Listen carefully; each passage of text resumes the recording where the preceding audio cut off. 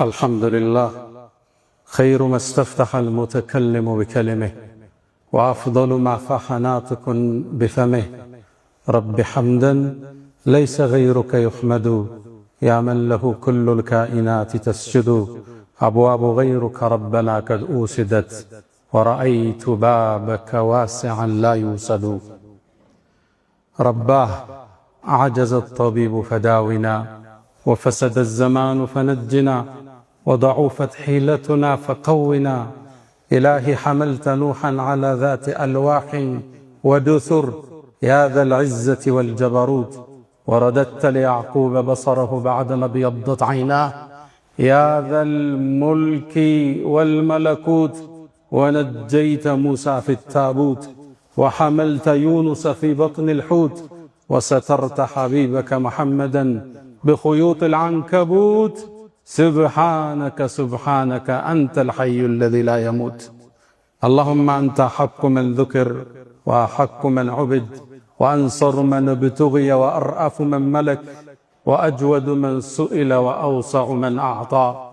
أنت الملك لا شريك لك، والفرد الذي لا ند لك. لن تطاع إلا بإذنك، ولن تعصى إلا بعلمك. تطاع فتشكر، وتعصى فتغفر. أقرب شهيد وأدنى حفيظ، وأخذت بالنواصي وكتبت الآثار، ونسخت الآجال. والقلوب لك مفضية، والسر عندك علانية. الحلال ما أحللت، والحرام ما حرمت، والدين ما شرعت، والخلق خلقك، والعبيد عبيدك، وأنت الله الرؤوف الرحمن. ناداك قلبي خاشعا ولساني، يا عالما بالسر والإعلان. فرج كروب المسلمين جميعهم، واحفظ علينا نعمة الإيمان.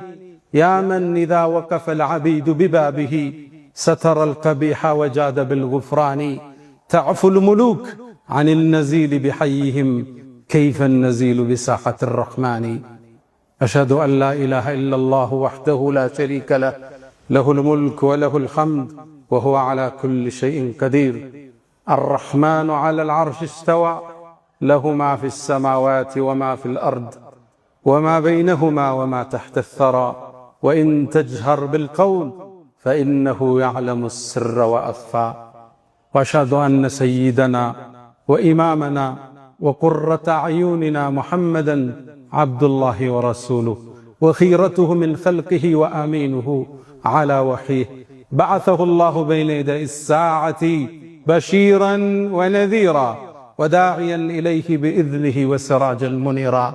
فتح الله به أعينا عميا، وآذانا صما، وقلوبا غلفا. وتركنا على المحجة البيضاء ليلها كنهارها، لا يزيغ عنها إلا هالك.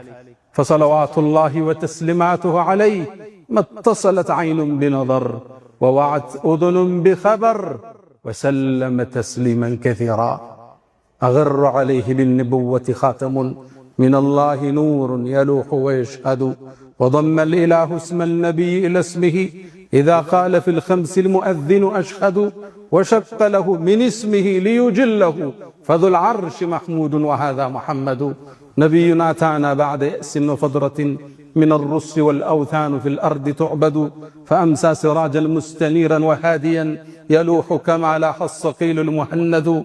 فأنذرنا نارا وبشر جنة، وعلمنا الإسلام فالله نحمد. أيها الناس، أوصي نفسي وإياكم بتقوى الله. ولقد قال تعالى: ولقد وصينا الذين أوتوا الكتاب من قبلكم وإياكم أن اتقوا الله. يا أيها الذين آمنوا اتقوا الله حق تقاته، ولا تموتن إلا وأنتم مسلمون. يا أيها الذين آمنوا اتقوا الله وقولوا قولا سديدا، يصلح لكم أعمالكم ويغفر لكم ذنوبكم، ومن يطع الله ورسوله فقد فاز فوزا عظيما. أيها الناس، لبيك اللهم لبيك، لبيك لا شريك لك لبيك. إن الحمد والنعمة لك، والملك لا شريك لك. የዓለማችን ጌጥ የሩሱሎቹ ሁሉ አይነታ የነቢያት ፈርጥ የፍጥረተ ዓለሙ ካስማ የሰው ልጆች ሁሉ ግርማ ሞገስ የሆኑት ነቢዩ ዓለይሂ ሰላቱ ወሰላም ይህን ተልቢያ እያሉ ከመዲና ወደ መካ ማቅናትን ይዘዋል። ረሱሉ ዓለይሂ ሰላም ለመጀመሪያም ለመጨረሻም ያደረጉት ሐጅ ይሄ ብቻ ነው። በ10ኛው ዓመት ሂጅሪያ ነቢዩ ዓለይሂ ሰላቱ ወሰላም ወደ ሐጅ ተንቀሳቀሱ። እሳቸው ሐጅ እንደሚያደርጉ ሲታወቅ ከ122,000 እስከ 144,000 ሚሊዮን ህዝብ እዛ ቅፍለት ላይ ተከተላቸው። ከሳቸው ጋር ሐጅ ለማድረግ ከሳቸው የዲን ድንጋጌዎችን ለመውሰድ ህዝቡ የተመመበት ዓመት ነበር። ነቢዩም ዓለይሂ ሰላቱ ወሰላም በመንገዳቸው ላይ ሲጓዙ አንድ ሸለቆ ላይ ሲደርሱ በእርግጥ ያን ሐጅ ብዙ ነቢያቶች አድርገውታል። የዚህ ሸለቆ ስያሜ ምንድነው ይሏቸዋል። ይሄማ ስሙ እንዲህ ይባላል ይሏቸዋል። አወል እዚህ ቦታ ላይ ነቢዩላህ ሙሳ በተልቢያ ድምፁን ከፍ ያደረገ ሲያልፍ መለከተዋለሁ ይላሉ። ከዛም ትንሽ ይጓዙና ሌላ ኮረብታ ይደርሳሉ። ይሄን ቦታ ስምን ትሉታላችሁ ይሏቸዋል። ስሙን ይነግሯቸዋል። አዎ ወንድሜ ነቢዩላህ ዩኑስ እሱም ተልቢያ እያለ እዚያ አቋርጦ ሲሄድ አየዋለሁ። የተሳፈረበት ግመል ወይም ፈረስ ልጓሞቹ ከቅጠል ነበር። ነቢያቶች ሁሉ ይህም ቤት ተመው ጎብኝተውታል። ነቢዩላህ ኢብራሂም ዓለይሂ ሰላም ከገነቡት በኋላ ከእርሳቸው በኋላ የመጡ ነቢያቶች ሐጅን አድርገዋል። ይሄው ዛሬም ነቢዩ ዓለይሂ ሰላቱ ወሰላም በርካታ ሺህ ሰሃባዎችን አስከትለው መካን ገብተው ጠውፈውና ጨርሰው ወደ 9ኛው ቀን ዓረፋ ተራራ ጥግ ተሰይመዋል። ያ የተከበረ ቦታ በተከበረው ቀን ላይ ታሪካዊ ንግግራቸውን አደረጉ። የእሳቸው መልእክት መቋጫ፣ ያስተምህሮቶቻቸው ማሳረጊያ፣ እስልምና ምንድነው ብሎ ማጥናት ለፈለገ ሰው የመጨረሻ ማህተማቸው የዓረፋ ቀን ያደረጉት ኹጥባቸው ነው። ያደረጉት ትልቅ ንግግር ነበር።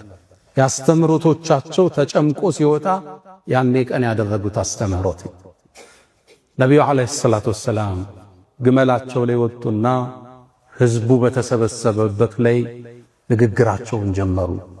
አንደበታቸው ማራኪ፣ ድምፃቸው ሳቢ ነበር። አላህ የሰጣቸው ንግግሮቻቸው ተሰልስለው የሚፈሱ የሚመስሉ ሉል ነበር ቃላቶቻቸው። ኡቲቱ ጀዋሚዕል ከሊም ንግግርን ቋጥሮ የመናገር ችሎታ አላህ ሰጥቶኛል ይላል።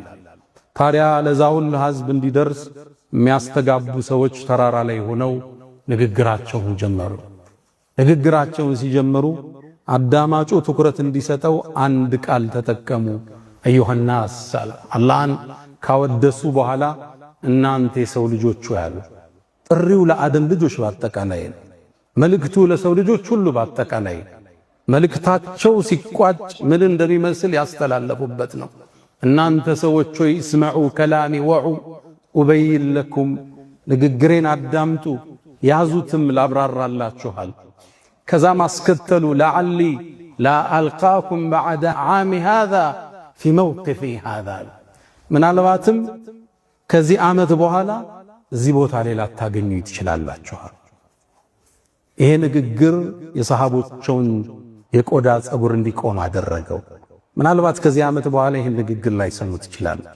መልእክተኛው ዓለይሂ ሰላቱ ወሰላም ወደ ላጋቸው ጌታ ሊሻገሩ ይችላሉ።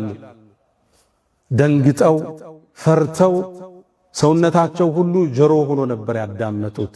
እዛው የዓረፋ ሜዳ ላይ ሁላችን እዛ ቦታ መቆም አላህ ይወፍቀን። በየዓመቱ አላህ ይወፍቀን። በየዓመቱ ማህረታውን አላህ ይወፍቀን። አጣ ዱንያ ቢረባህ 70 ዓመት ዓረፋ ተራራ ላይ ቆም ያለው ይላል። 70 ጊዜ አላህ ከሚመላለሱበት አላህ ያድርገን። ያ ተራራ የአላህ እዝነት የሚወርድበት አላህ ወደ ታችኛው ሰማይ የሚቀርብበት ነው። ተነዝሉል ኢላሂ አላህ ቀርቦ ባሮቼ ምን ፈልገው መጡ ብሎ መላእክት ለሚኩራራበት ቀን خير يوم طلعت عليه الشمس ፀሐይ ከወጣችበት ምርጡ ቀን ዘጠነኛው ቀን መላእክት ሁሉ የሚታደሙት ቀን ነው። አረፋ የሚባለው ተራራ ጥግ ምእመናን የሚሰፍሩበት ያ ተራራ ጀበሉ ረህማ ተብሏል። የአላህ ህዝነት ስለሚወርድ ጀበሉ ተውባ ተብሏል። ሰዎች ከወንጀላቸው ወደ አላህ የሚመለሱበት ቦታ ስለሆነ አላህ የሚምርበት ተራራ ስለሆነ የሚመርበት ክልል ስለሆነ እዛ መሃል ላይ ቆሙና ነብዩ አለይሂ ሰላቱ ወሰላም ከተራራው ጥግ ቆሙና ንግግራቸውን ቀጠሉ። እናንተ ሰዎች ሆይ ከዚህ ዓመት በኋላ እናንተ ውስጥ ላልኖር ይችላል።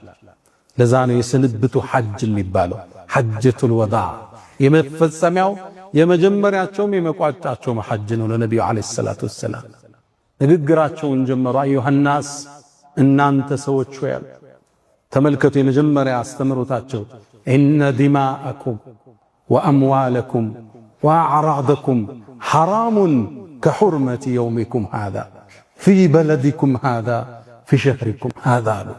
ደማችሁ አሉ፣ ገንዘቦቻችሁ፣ ክብሮቻችሁ አንዱ በአንዱ ላይ ሊያልፋቸው የተከለከሉ ናቸው። ልክ ይሄ ቦታ አላህ ዘንድ የታፈረ የተከበረ እንደሆነው ልክ ይሄ ቀን የተከበረ ይሄ ወር እንደሆነው ይሄ ቦታ የተከበረ እንደሆነው አላህ ዘንድ የሰዎቹ ደም፣ ገንዘቦቻቸው፣ ክብሮቻቸው፣ ስማቸው፣ ዝናቸው እናንተ ዘንድ የተከለከለ ነው። ኢላ አን ተልቀው ረበኩም ጌታችሁን እስክታገኙት ድረስ እስክትገናኙት ድረስ ለዚህ ተብሎ የሚፈቀድ ነገር የለም። ነቢዩ አለይሂ ሰላቱ ወሰላም በማሳረጊያ ትምህርታቸው መጀመሪያ ያስቀመጡት ኢነ ዲማአኩም ኢነ ተውኪድ ነው። አጠንክረው ነው የጀመሩት። ደሞቻችኋል። አንድ ሰው የአንድን ሰው ደም ማፍሰስ በእስልምና በክፉ የተኮነነ ከወንጀሎቹ ሁሉ አንዱ ትልቁ እሱ ነው። አንድን ሰው ሌላ ነፍስ ማጥፋት የሙስሊምን አይደለም፣ የመጽሐፍ ሰዎች የምንላቸውን ክርስቲያኖችን አይደለም፣ ጣዖት አምላኪን ቢሆን እምነት የለሹን ሰው ቢሆን ደሙን ማፍሰስ ነቢዩ አለይሂ ሰላቱ ወሰላም በትልቁ የኮነኑት ቁርአን አጸያፊነቱን የጠቀሰው የሰው ልጅ ደም ክብር ነው። ነፍስ ክብር አላት።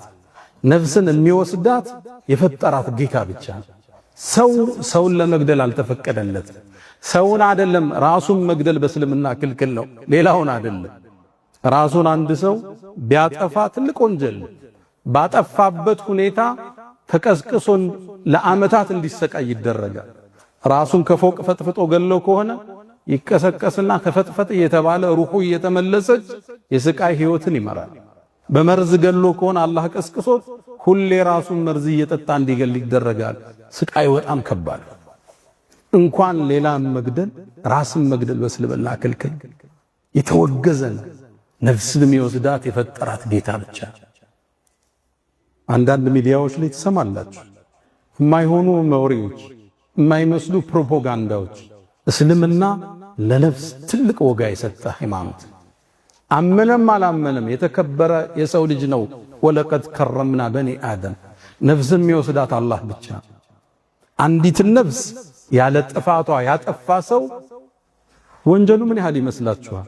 ፈከአነማ ቀተለ ናስ ጀሚዓን፣ የሰው ልጆችን በአጠቃላይ እንደገደለ ይቆጠራል አላህ ቁርአን ላይ እኮ። አንድን ነፍስ ገደልክ ማለት የአደም ልጆችን ሁሉ ጨርሰሃል ማለት። የሰው ልጆች በታሪክ አምድ ከ100 እስከ 117 ቢሊየን ህዝብ ምድርን ኑሮ ተሻግሯል ይባላል ጥናቱ። አሁን ምድር ላይ 8.3 ቢሊየን ህዝብ ይኖራል። ለወደፊትም ከዚህ በላይ ቁጥር ይመጣል። አንድ ነፍስ የገደለ ሰው ይሄን ሁሉ ፍጥረት እንደጨረሰ ይቆጠራል። ነፍስ እነ ዲማአኩም ደሞቻችሁ ክልክል ነዋል። ሙስሊም ሰው አይገልም። ሙስሊም ወደ ሌላው ቢላውን አይዘረጋም፣ ጣታውን አይስምም። ሙስሊም ሆነ አልሆነ፣ ጠላት ሆነ አልሆነ፣ ሊያጠፋህ ሲመጣ ዲንህን ሊያወድም ሲመጣ ያኔ ደረትህን ትሰጣለህ፣ ያኔ ትሰዋለህ።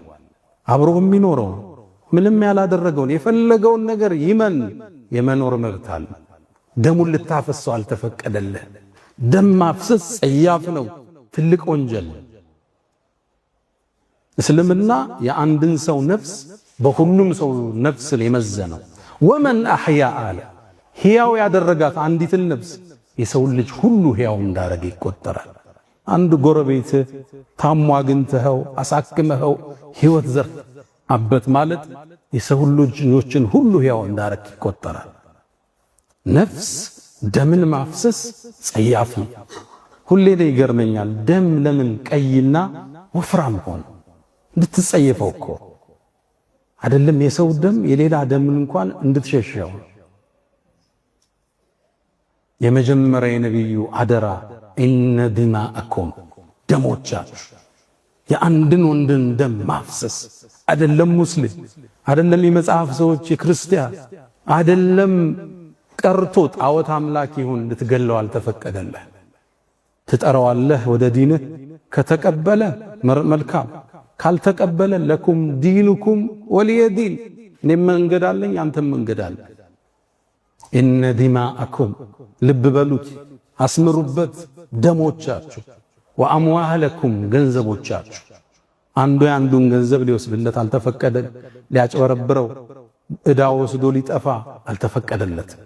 ወአዕራደኩም ክብራችሁ የሰው ክብር አሁን በሶሻል ሚዲያው ዘመን የለም አይደል? በማህበራዊ ሚዲያው ዘመን ሁሉም ሰው የሚጠለጠልበት ነው አይደል? የሀገር መሪ ይጠለጠላል፣ የሃይማኖት መሪ ይጠለጠላል፣ ትላልቅ ሰው ይጠለጠላል። ሁሉ ቢተችበት ዘመን ነው። ወአዕራደኩም ክብሮቻችሁ የሰውን ክብር ልትነካው አይገባም። መልእክትን ታስተላልፋለህ እንጂ ዋሽተህ ስሙን አታጠፋው። ሙስሊም እንኳን ባይሆን ክብሩን ልትነካው አልተፈቀደልህ።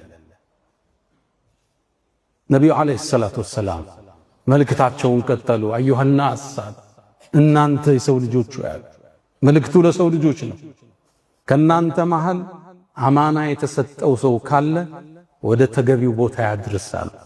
ቃሉን ይጠብቅ፣ አማናውን ይጠብቃል። እኛና አማና ኢስላም ካበለ ቀኑ ዘነበለ፣ ሙስሊም ከዋሸ ቀኑ ተበላሸ ነበር የአያቶቻችን ስም አይደል? እኛና አማናው እንዴት ነን? ሰው ሰጥቶ ብሩን እኛ ጋር ያገኘዋል። ቃል ኪዳናችን እንጠብቃለን። የነብዩ የመጨረሻ ማሳረጊያው አንዱ ቃል ይሄ ነው፣ አማናችሁን ጠብቁ። ሙእሚን ታማኝ ነው። ሙእሚን የሰው ብር አይወስድም። ሙእሚን አይሰርቅም። ሙእሚን ቃሉን ይጠብቃል። ሙእሚን ፌክ አይሸጥም። ሙእሚን አያምታታም። ሙእሚን ማለት የታመነ ሰው የሚረጋበት ማለት ነው። እሱ ዘንድ ያለኝ አይጠፋም የሚለው ማለት ነው። ነቢዩ ዓለይሂ ሰላም ከዛም ወሲያቸውን ቀጠሉ። ሶስተኛ ኢነ ሪበል ጃሂልየቲ መውዱዑን ተሕተ ቀደሚ ወኢነ ዲማአል ጃሂልየቲ መውዱዑን ተሕተ ቀደሚ። ቂምንና በቀልን ሻሩት። በዛ ንግግራቸው ከኔ ከመላኬ በፊት የነበረ የተቋሰላችሁት የፈሰሰ ደም ካለ እግሬ ስር ጥየዋለዋል። ለበቀል ማንም ሰው ከዚህ በኋላ እንዳይነሳ የመጀመሪያ ምጥለው የዓሚር ብኑ ረቢዓ ያጎታቸው ልጅ ደም አለ። ሌላ ጎሳን የገደለው ቁረይሾቹ እንገለዋለን ብለው ሁሌ ቂም ይዘው ኑረዋል። ያጎቴ ልጅ ደም እኔ እግሬ ስር ጥየዋለዋ። አንበቀልም ይቅር ብለናል አሉ ነብዩ አለይሂ ሰላቱ ወሰላም። ሁላችሁም ይቅር በሉ አሉ ነብዩ አለይሂ ሰላቱ ወሰላም። እንዲሁም አሉ በጃሂልያ ዘመን የነበረ ገንዘብ ሰጣችሁት አራጣ ወለድ የወለደ ካለ እሱም እግሬ ስር ወድቋል። ዋናውን ገንዘባችሁን ውሰዱ፣ ወለዱን ጣሉ አሉ ነብዩ አለይሂ ሰላቱ ወሰላም። ከዛ ማስከተለው የመጀመሪያ ምጥለው አሉ ነብዩ አለይሂ ሰላቱ ወሰላም ያጎታቸው የአባስን የሱ ሀብታም ነበር፣ ሰዎችን ያበድር ነበር፣ በሪባ ብር ነበረው ሰዎቹ ጋር። ያንን ጥየዋለሁ አሉ። ዋናውን ገንዘብ ትወስዳለህ፣ ወለድን የሚባል ትተዋል። አየው የነቢዩን አለይሂ ሰላቱ ወሰላም አስተምሩ። አንድን ነገር ሲጀምሩ በራሳቸው ቂምን ራሳቸው ሻሩ፣ ወለድን ራሳቸው ረገጡና ህዝባ አስተማሩ። ያኔ ትርጉም ይኖረዋል። በየትኛውም የህይወት ጉዞ ላይ የምንጀምረው ከራሳችን መሆን እንዳለበት እያስተማሩ ነው። ሰደቃ ስጡ ከማለታችን በፊት ሰጠን፣ ሌሊት ቁሙና ስገዱ ከማለታችን በፊት ሰግደን ሲሆን ንግግራችን ትርጉም አለ። ለተቀባይነት ሚዛን አላህ ይሰጠዋል። አላህን እኛ ማታለል አንችልም። ሊመ ተቁሉነ ማ ላ ተፍዐሉ ማታረጉትን ለምን ነው የምትናገሩ ይላል። ትልቅ ኩነና ነው አላህ ያቀረበው።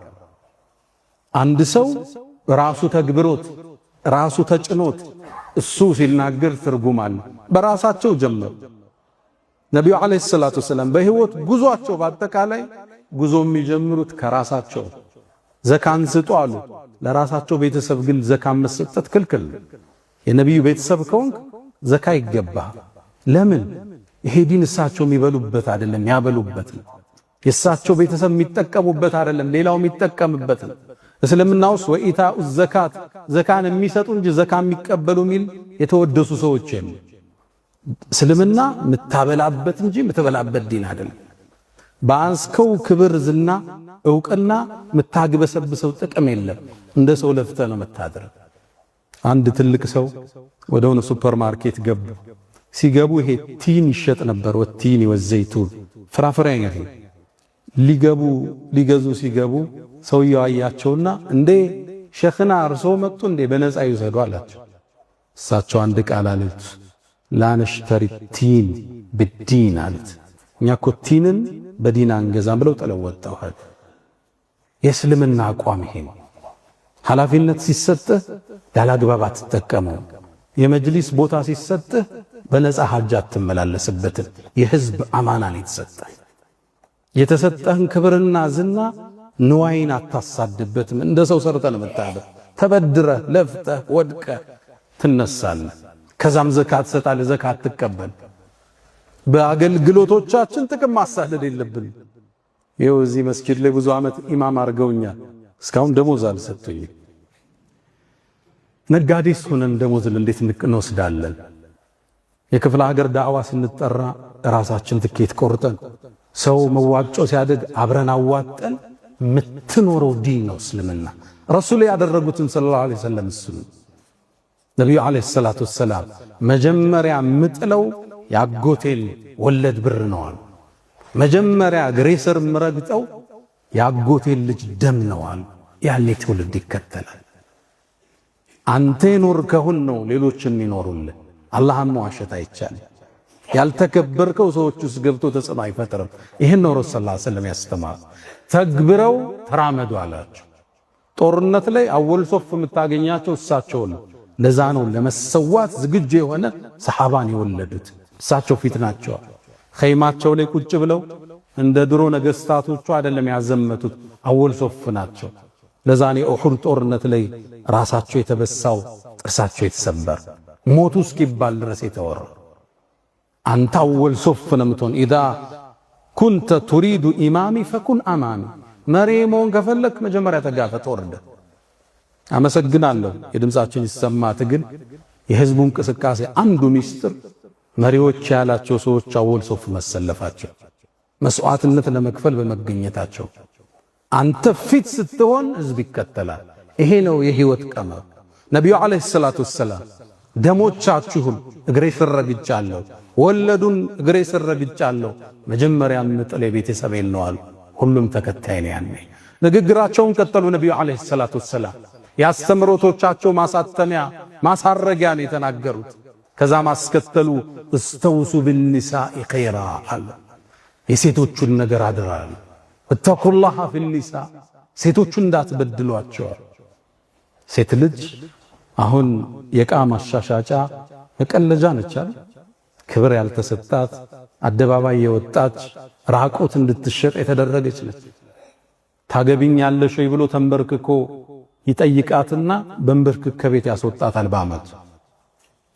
ሴት ልጅ መቀለጃ የሆነችበት ዘመን ላይ እንገኛለን።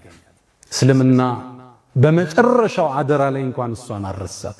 አደራችሁን አሉ ንብረቶቻችሁን ልታሟሉላት ቤቷን ምግቧን እናንተ ላይ ግዴታ ነው። ደግሞ የእናንተን ክብር ሚነካ ነገር ላታደርግ እሷም ላይ ግዴታ ነው።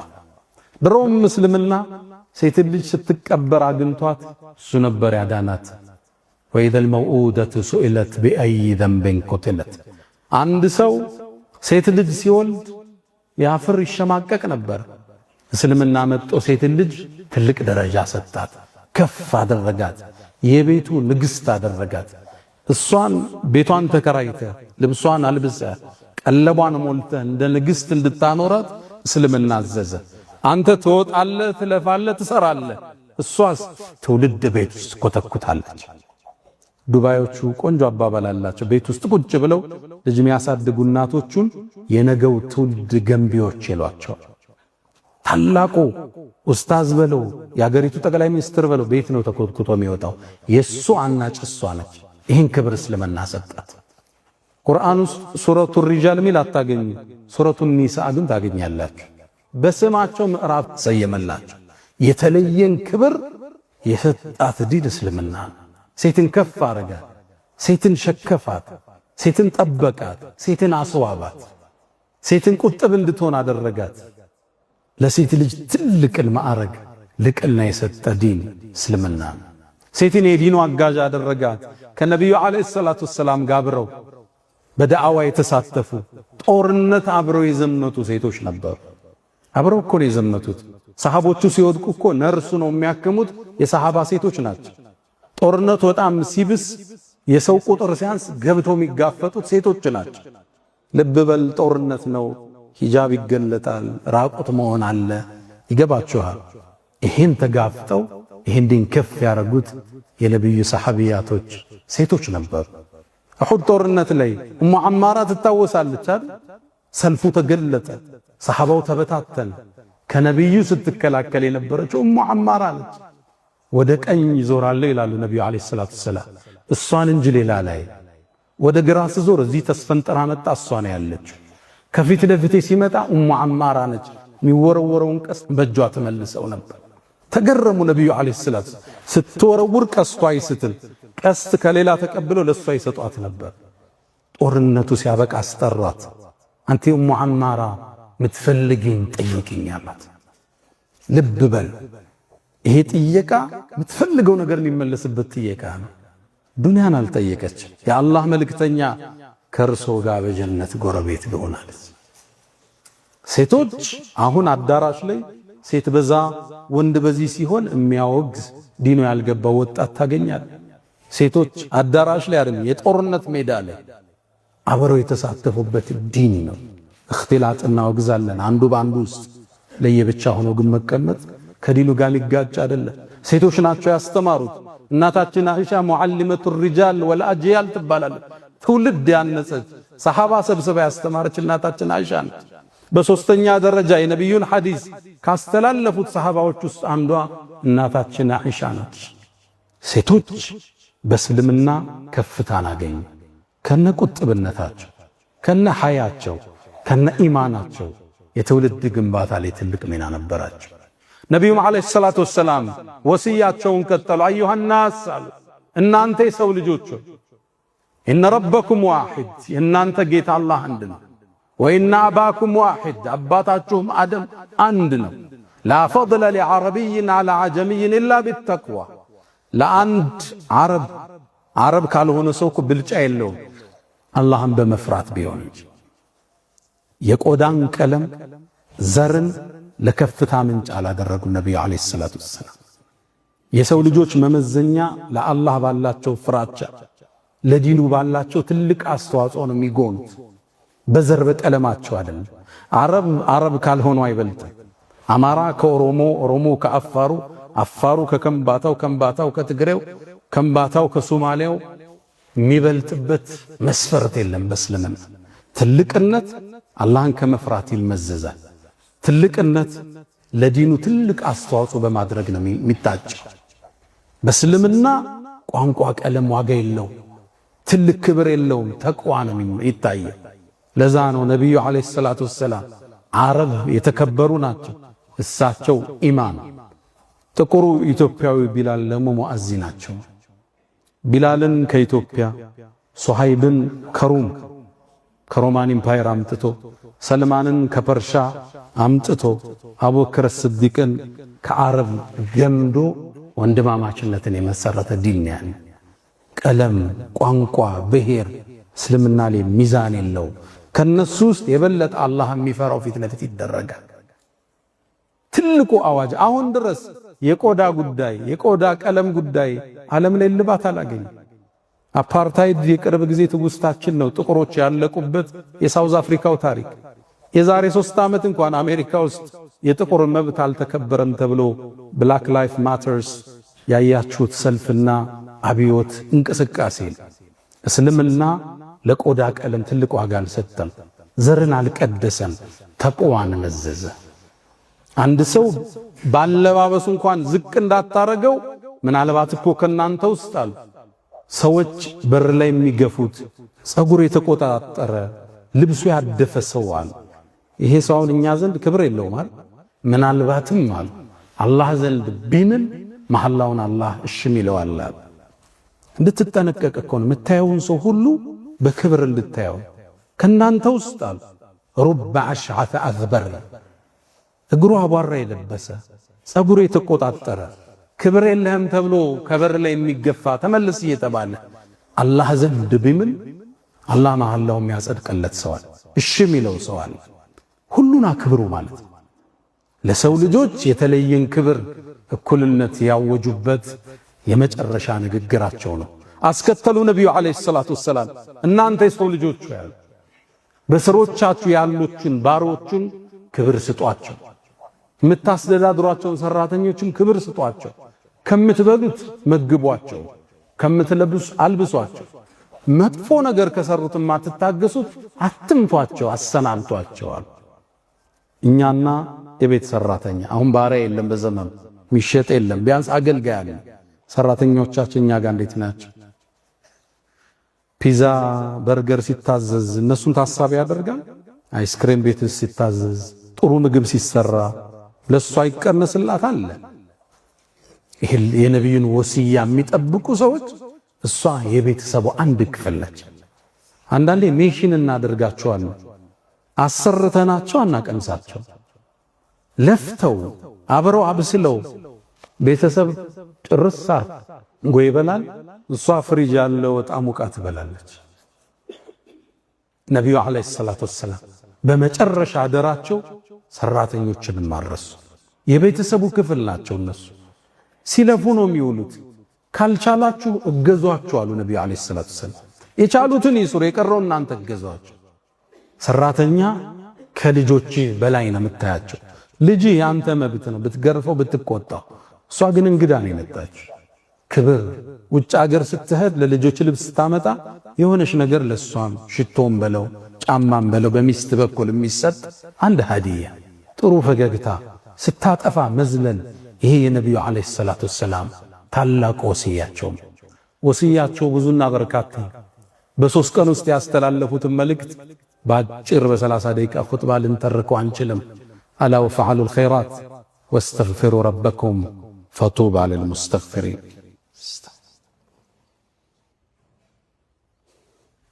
አልሐምዱሊላህ አላ ኢሕሳኒህ ወሽክሩ ለሁ አላ ተፈዱሊህ ወምትናኒህ ወላ ኢላሃ ኢለላህ ተዕዚመን ሊሻኒህ ወሰለላሁ ወሰለም ወባረከ አላ ረሱሊህ ወኢኽዋኒህ። አማ በዕድ ነቢዩ ዓለይሂ ሰላቱ ወሰላም ይህም መልእክታቸውን እንደጨረሱ አላህ ትእዛዝን ወደ እሳቸው አወረደ። ወሕይ ላከላቸው። ውብ የሆነ የሁዳዎች ራሱ የቀኑበት አንቀጽ ወደ እሳቸው ወረደ። አልየውመ አክመልቱ ለኩም ዲነኩም ወአትመምቱ ዓለይኩም ኒዕመቲ ወረዲቱ ለኩም አልእስላመ ዲና። ዛሬ አላህ ዛሬ አልየውም በዚህ ቀን በዚህ ቅጽበት አላህ ይህን ዲን ሞላውላችሁ፣ ጸጋውንም እሱም ሞላውት፣ እስልምናንም ከሃይማኖቶች ሁሉ ለእናንተ ተመራጭ አደረግኩ አለ። ይሄ አንቀጽ የሁዳዎችን ያጓጓ ነበር። ይሄ ዲን እጥር ስናደርገው የሞላ ዲን ነው። ጭማሮን አይቀበልም። ከኛ የሚጠበቀው መከተል ብቻ። አዲስ ነገር መፍጠር የዲኑ አካል ማድረግ ክልክል ነው። እዛ ቦታ ላይ ሞልቷል፣ እዛ ቦታ ላይ ታትሟል፣ እዛ ቦታ ላይ ጸጋው ተከድኗል። አልየውም ዛሬ ዲናችሁን ሞላውላችሁ። ረሱሉ ሰለላሁ ዐለይሂ ወሰለም ሰጠውን የሄዱት ዲን የሞላ የተዋበ ጸጋው የሞላ ረድኤቱ የሰፈረ ገራገር ለመተግበር የሚመች ለመኖር የሚመች ለህይወት ደስታን የሚሰጥ ለአካል ጤናን የሚሰጥ የከለከሉ ነገር ማይጠቅመንን ያዘዙን ነገር ህይወታችን የሚያበለጽግ ትልቅ ዲን ተሰጥቶና ከኛ የሚታዘዘው ምንድነው? መከተል ብቻ። ያ መን تحبون النبي محمد صلوا عليه وسلموا طول المدى فصلاتكم وسلامكم نورا لكم بأمسكم وفي يومكم ولكم غدا إن الله وملائكته يصلون على النبي يا أيها الذين آمنوا صلوا عليه وسلموا تسليما.